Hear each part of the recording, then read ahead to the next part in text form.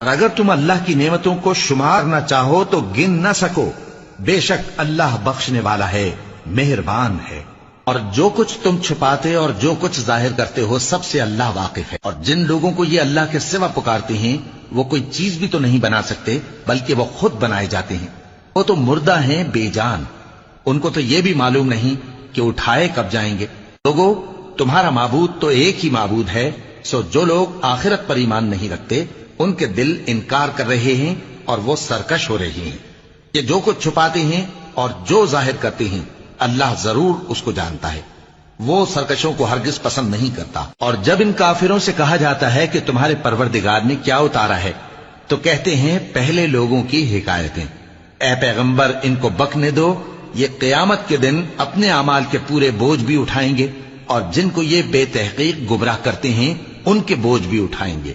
سن رکھو کہ جو بوجھ یہ اٹھا رہے ہیں برے ہیں۔ ان سے پہلے لوگوں نے بھی ایسی ہی مکاریاں کی تھیں تو اللہ کا حکم ان کی عمارت کی بنیادوں کی طرف سے آ پہنچا اور چھت ان پر ان کے اوپر سے گر پڑی، اور ایسی طرف سے ان پر عذاب آ واقع ہوا جہاں سے ان کو خیال بھی نہ تھا۔ پھر وہ ان کو قیامت کے دن بھی ذلیل کرے گا اور کہے گا کہ میرے وہ شریک کہاں ہیں جن کے بارے میں تم جھگڑا کرتے تھے؟